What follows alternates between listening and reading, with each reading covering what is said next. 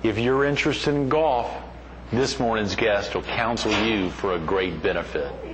What's it all about? You'll find out coming up next on Carolina People.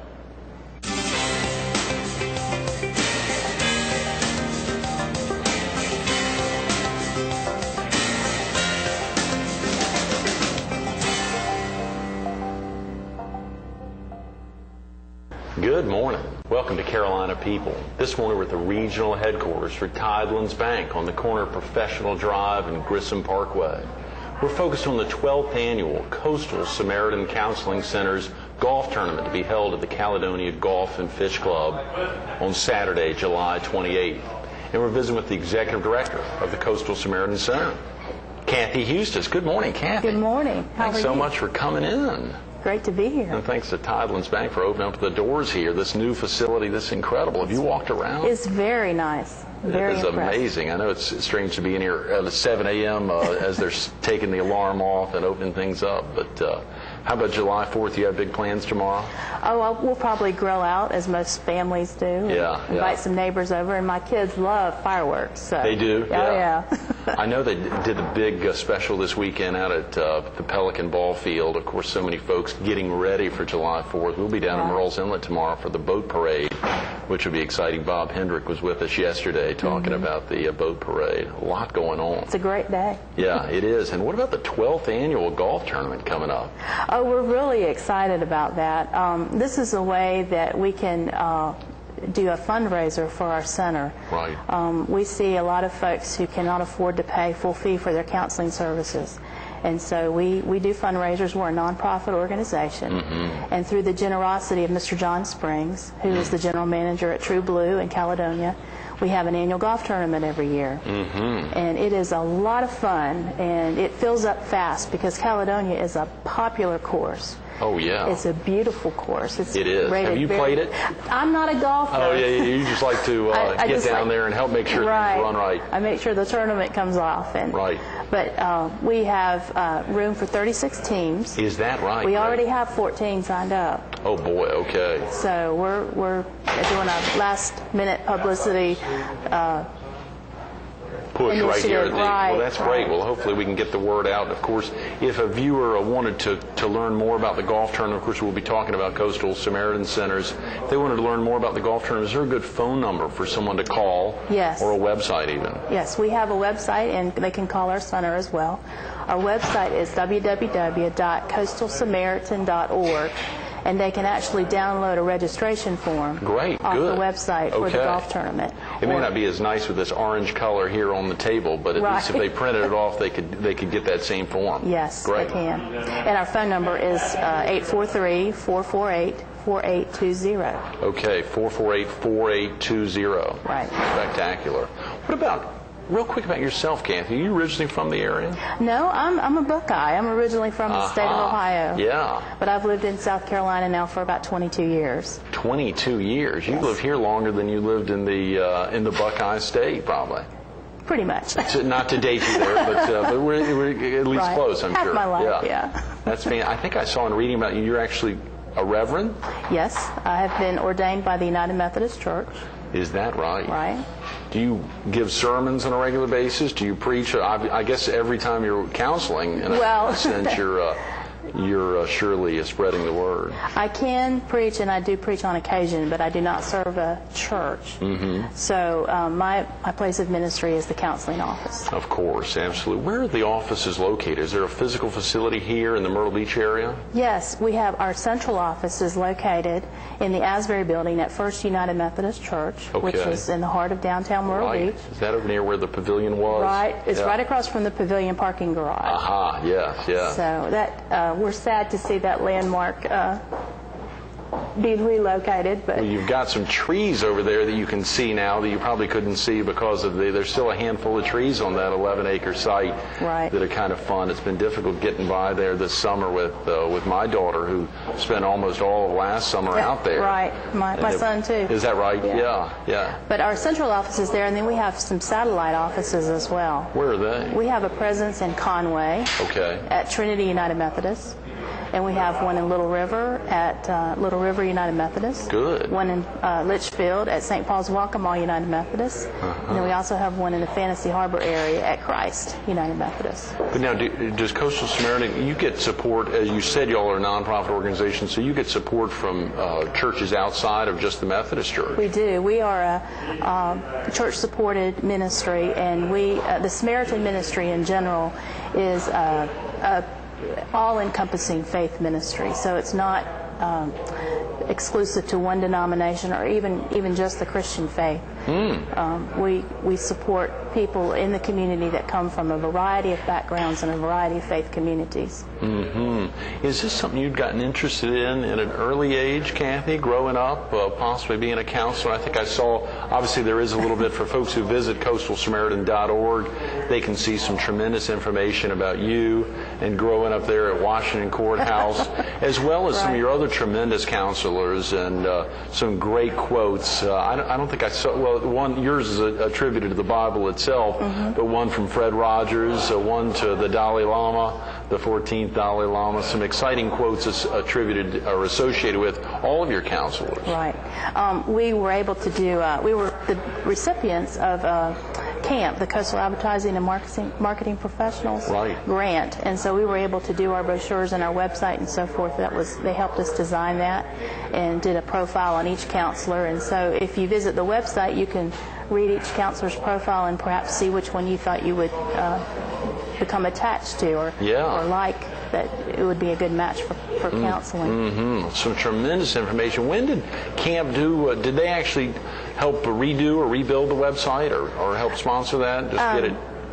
They actually helped us with the brochures and with our posters. Sure. And we did some radio and newspaper ads and so forth. Yes, well, those are gorgeous. Really great profiles on there, and they surely lay out and as you say, get folks interested who would be interested in seeking counsel. Do you find a lot of folks use the website? We do. Good. We do. More and more people. In fact, when a person calls in for counseling, we ask them, how did you hear about us?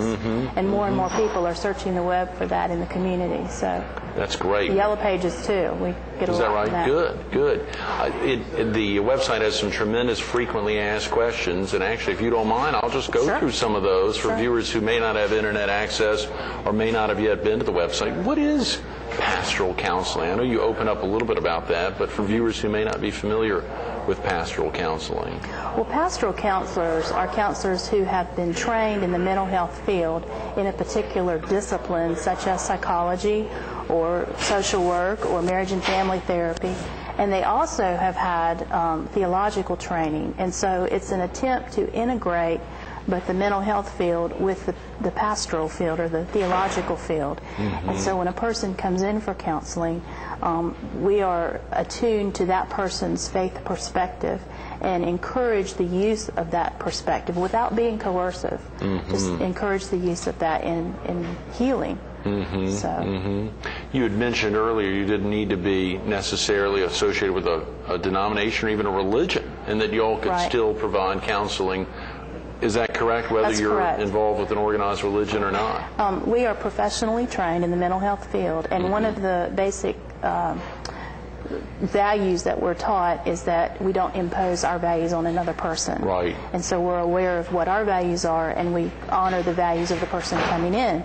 So we have people that come in with no particular denominational affiliation or religious background, and we're able to bring healing to that person regardless of their religious background. That's an interesting point. I'm sure a lot of folks think about that when they hear about Christian psychiatrists or about others because of, as you say, the mental health professional or Hippocratic oath or having some kind of allegiance to other mental health professionals, making sure that you don't do that. But at the same time, if there is such a thing as Christian psychiatrist, in this instance, you serve both as a Christian as well as a mental health therapist there and can do that. Have you heard that question before? Is that an oxymoron, a Christian psychiatrist, or ever thought about that?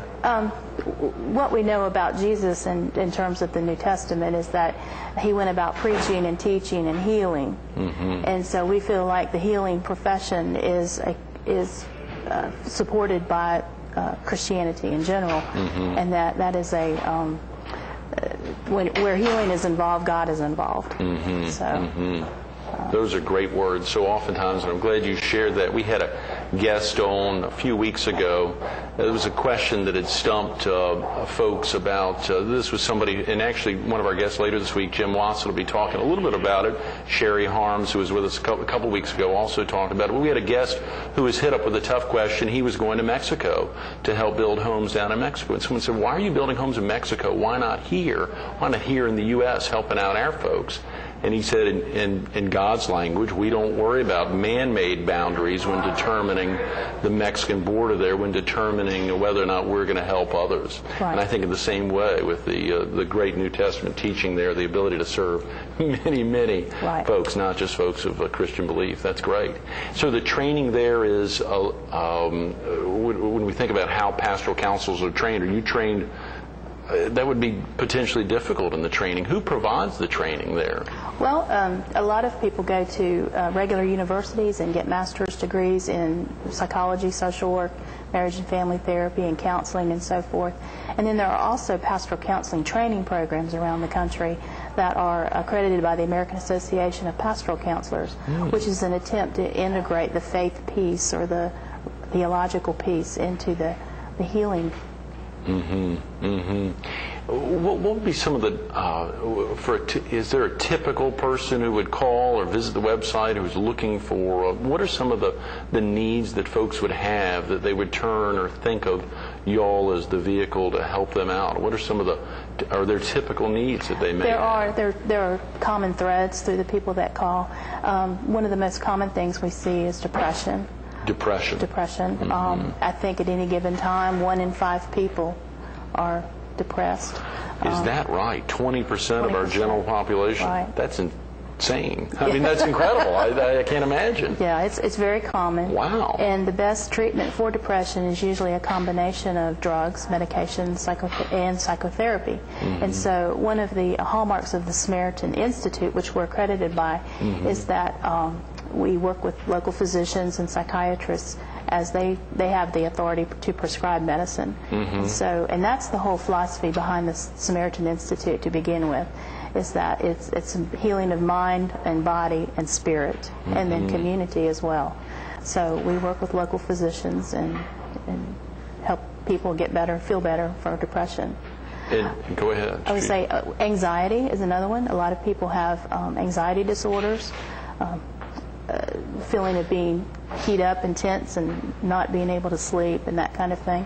We have a lot of people call for marriage counseling, couple work, not getting along with their spouse, people that have teenagers that are acting out, people that have experienced grief or loss. Maybe they've lost their job or they've lost a spouse or a child.